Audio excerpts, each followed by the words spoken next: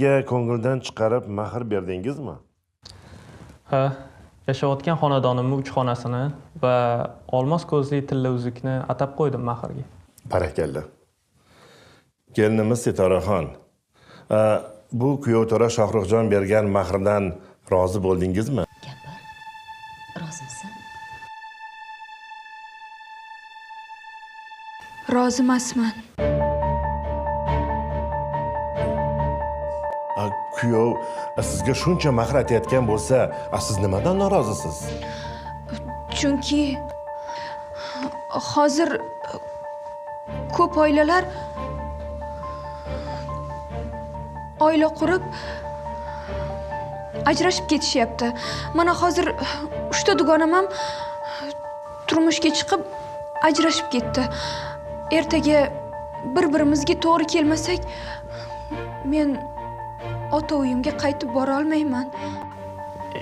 Shu tomonini o'ylab alohida kvartira so'rayapman. Qizim, siz chillaxonada o'tiribsiz.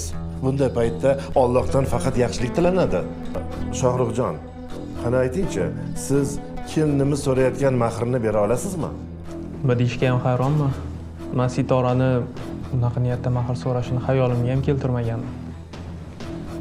Men alohida chiqib ketishni xohlamayapman. Yolg'iz o'g'ilman.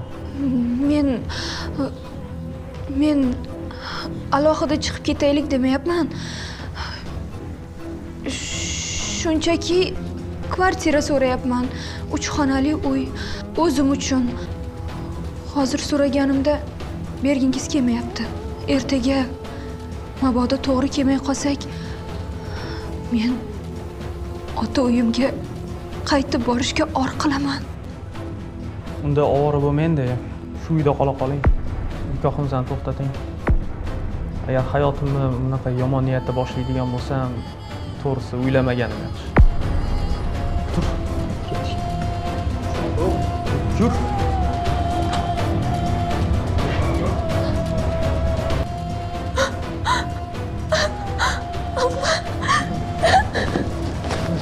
Yig'lama. Yaxshi bo'ladi hammasi.